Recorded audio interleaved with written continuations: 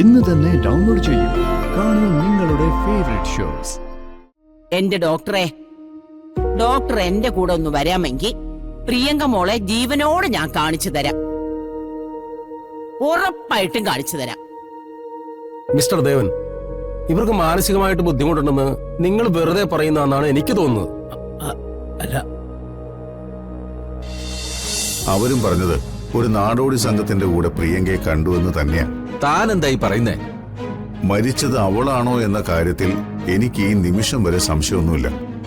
പക്ഷേ അവളെ ജീവനോടെ കണ്ടുവെന്ന് രണ്ടുപേര് പറയുന്നത് നിസ്സാരമായി തള്ളിക്കളയാനും പറ്റില്ല. No chance. അപ്പൊ പിന്നെ കത്തിക്കരിഞ്ഞു കിടന്നതാരാ? എങ്ങനെയാണ് പ്രിയങ്ക നാടോടികളുടെ സംഘത്തിൽ എത്തുന്നതും മറ്റൊരാൾ കൊല്ലപ്പെടുന്നതും? ആവശ്യമില്ലാത്ത ദുർബോധകൾക്ക് നേരെ പായരുത് മിസ്റ്റർ ചന്ദ്രശേഖരൻ. തൽക്കാലം നിൽക്കുന്ന അവസ്ഥയെന്ന് രക്ഷപ്പെടാൻ നോക്കും. പ്രിയങ്ക വെന്തു മരിച്ച അതേ സ്ഥലത്ത് അന്നത്തെ ദിവസം ഒരു നാടോടി സംഘം ഉണ്ടായിരുന്നു. എല്ലാം കൂടി കൂട്ടി വായിക്കുമ്പോ എന്തോ ഒരു മിസ്സിംഗ്. എടോ, തനിക്ക് ആ നാടോടി സംഘത്തെ ഒന്ന് കണ്ടെത്താൻ പറ്റുമോ? രക്ഷപ്പെടാൻ ഒരു മാർഗവും ഇല്ലാത്തവൻ ഒരു വൈക്കോൽ തുരുമ്പ് കിട്ടിയാൽ അതിൽ കയറി പിടിക്കുമെന്ന് പറയുന്നത് സത്യ. ഓക്കെ, ഞാനൊന്ന് അന്വേഷിച്ചു നോക്കാം. ശൂന്യതയിൽ നിന്നുള്ള ഒരു അന്വേഷണമാണ്. അന്വേഷണത്തിന്റെ വിജയം ഞാൻ പറയില്ല. താനൊന്ന് ശ്രമിച്ചു നോക്ക്. ജീവനോടെ കത്തിച്ചു കളഞ്ഞവളെ ജീവനോടെ തിരിച്ചു കിട്ടാൻ പ്രാർത്ഥിക്കേണ്ട അവസ്ഥയാണ് എനിക്കിപ്പോ.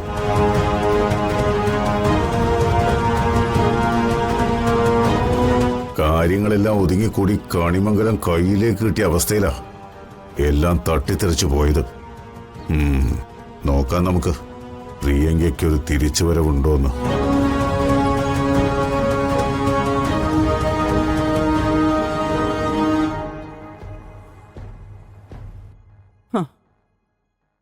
എന്റെ മോള്, എനിക്കറിയാം.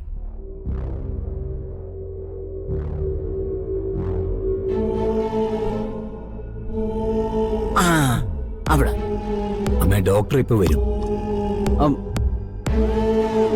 ഡോക്ടർ ചോദിക്കുന്നതിനൊക്കെ അമ്മ സത്യസന്ധമായിട്ട് മറുപടി പറയണം കേട്ടോ. എടാ, ഡോക്ടറല്ലേ, ജഡ്ജി ഒന്നും അല്ലല്ലോ. ഒന്ന് പറയുന്നത് കേക്കമ്മേ. അമ്മയുടെ അസുഖം മാറണ്ടേ? എടി, നിനക്ക് അസുഖം. തലയ്ക്ക് സ്ഥിരമില്ലാത്ത രണ്ടെണ്ണം കൂടി എന്നെ കെട്ടിക്കൊണ്ട് വന്നിരിക്ക. അവനിഞ്ഞ് വരട്ടെ ആ ഡോക്ടർ. അവന്റെ മുഖം ഞാൻ അടിച്ചു പരത്തും. നമസ്കാരം ഡോക്ടർ. താൻ എന്നെ എന്തോ ചികിത്സിക്കാൻ പോവാടോ? ദേ, ഈ ഇരിക്കുന്ന പ്രാന്തര് പറയുന്നത് കേട്ട് എന്നെ ചികിത്സിക്കാനോ എനിക്ക് മരുന്ന് തരാനോ വന്നിട്ടുണ്ടെങ്കിൽ കൊന്നുകളയും ഞാൻ.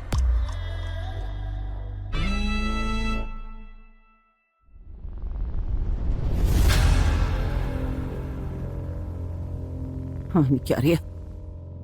അമ്മ പേടിക്കണ്ട. അസുഖമില്ലാത്ത ആരെയും ഞാൻ ചികിത്സിക്കില്ല.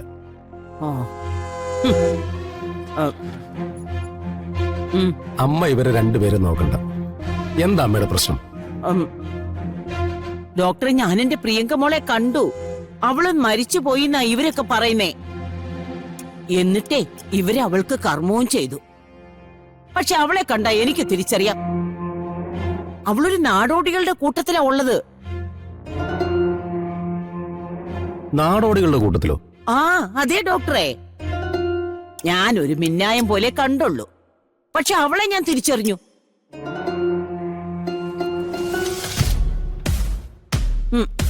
ഇവര് ആ നാടോടികളുടെ കൂട്ടത്തിലേക്ക് എന്നെ ഒന്ന് വിടണ്ടേ? ചത്ത ആളുകളുടെ ആത്മാവിനെ തേടിയാ നടക്കുന്ന ഇവള് പറയുന്നേ. ആര് ചത്തു? എന്റെ മോൾക്ക് ഒരു കുഴപ്പവും പറ്റിയിട്ടില്ല. ഡോക്ടറെ, ഡോക്ടർക്ക് കാര്യം മനസ്സിലാവുന്നുണ്ടോ? എന്റെ ഡോക്ടറെ, ഡോക്ടർ എന്റെ കൂടെ ഒന്ന് വരാമെങ്കിൽ പ്രിയങ്ക മോളെ ജീവനോട് ഞാൻ കാണിച്ചു തരാം. ഉറപ്പായിട്ടും കാണിച്ചു തരാം. മിസ്റ്റർ ദേവൻ, ഇവർക്ക് മാനസികമായിട്ട് ബുദ്ധിമുട്ടുണ്ടെന്ന് നിങ്ങൾ വെറുതെ പറയുന്നതെന്നാണ് എനിക്ക് തോന്നുന്നത്. അല്ല, ഇപ്പൊ എങ്ങനെയുണ്ടടാ? നിന്റെയൊക്കെ കള്ളത്തരം ഡോക്ടർ തിരിച്ചറിഞ്ഞത് കണ്ടോ? യശോദേ, നിന്നോടും കൂടിയാ ഡോക്ടർ പറഞ്ഞത്. എന്റെ ഡോക്ടറെ എന്തൊക്കെയാ എന്നെ കാണിച്ചു കൂട്ടിയെന്ന് അറിയോ? ഒരു കാലമാട വൈദ്യര് വന്നു. കടിച്ചാൽ ഇറക്കാൻ പറ്റാത്ത കുറെ കയ്പുള്ള മരുന്നുകള് തലയിലൂടെ ധാരയായിട്ട് ഒഴിച്ചു തന്നു. ആർക്കായാലും ദേഷ്യം വരത്തില്ലേ ഡോക്ടറെ? ആ വരും വരും. ഡോക്ടറെ പിടിച്ചു കിടത്തിയ ഡോക്ടർക്ക് ദേഷ്യം വരത്തില്ലേ? പിന്നെ തീർച്ചയായിട്ടും ദേഷ്യം വരും. എന്നാലേ ദേ ഈ ബുദ്ധിയില്ലാത്ത രണ്ടെണ്ണത്തിനോടൊന്ന് പറഞ്ഞു കൊടുക്ക്. അമ്മ കണ്ടത് അമ്മയുടെ പേരക്കുട്ടിയെ തന്നെയാണെന്ന് അമ്മയ്ക്ക് ഉറപ്പല്ലേ? അതെ ഡോക്ടറെ. ആ എന്നാ പിന്നെ നമുക്ക് ആ കുട്ടിയെ ഒന്ന് അന്വേഷിക്കാം. ഡോക്ടർ, അമ്മ എന്തെങ്കിലും പറയുന്നത് കേട്ടിട്ട് നോക്ക്, നിങ്ങൾ ഇവരെ ചികിത്സിക്കാന് എന്റെ മുൻപിൽ കൊണ്ടിരുത്തിയിരിക്കുന്നു, അല്ലാതെ ചികിത്സയിൽ അഭിപ്രായം പറയാനല്ല. അമ്മയെ ഞാൻ കൊണ്ടുപോവാം. ആ കുട്ടിയെ നമുക്ക് തേടി കണ്ടുപിടിക്കുകയും ചെയ്യാം. മതിയോ? മതി ഡോക്ടറെ. അവളെ കണ്ടുപിടിച്ച് കൊണ്ടുവന്നിട്ടേ ഇവരുടെ മുന്നിലൊന്ന് നിർത്തണം എനിക്ക്. ആ ഇവരുടെ മാത്രമല്ല, വേറെ രണ്ടുപേരുണ്ട്, രാധികയും വരുണും. അവള് മരിച്ചുപോയിന്ന് പറഞ്ഞിട്ടേ ഒരുമിച്ച് ജീവിക്കാൻ തുടങ്ങിയതാ രണ്ടും.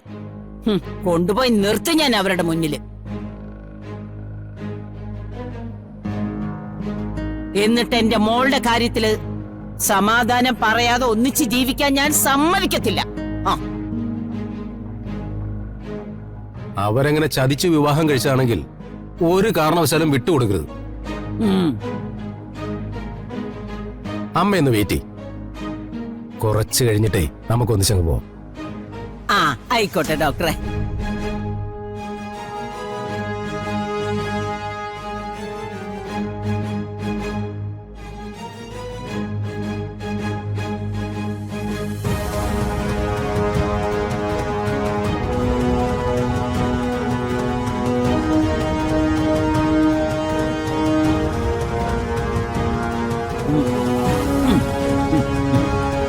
സോറി ദിലീപന്, തൽക്കാലം എനിക്ക് ഇവര് പറയുന്നതേ കേൾക്കാൻ പറ്റൂ. ഇവരീ പറയുന്ന പേരക്കുട്ടി ഇവരുടെ അടുത്തേക്ക് തിരിച്ചു വരികയാണെങ്കിൽ അമ്മയ്ക്ക് പിന്നെ ഒരു കാലത്തും ഒരു അസുഖം വരില്ല. അങ്ങനെ അങ്ങോട്ട് പറഞ്ഞു കൊടുക്ക് ഡോക്ടറെ. നീ നോക്കിക്കോ, എനിക്ക് ഭ്രാന്താണെന്നും പറഞ്ഞ് എന്നെ ചികിത്സിക്കാൻ ആരെങ്കിലും വന്ന അവന്റെ തൊല പൊട്ടിത്തെറിച്ചു പോവും.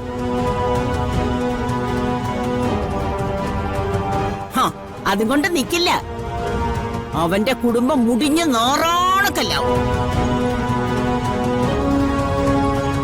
അവന്റെ മക്കളുണ്ടല്ലോ, ഒരു കാലത്തും ഗതി പിടിക്കാതെ ചുണ്ടി അങ്ങനെ നടക്കും.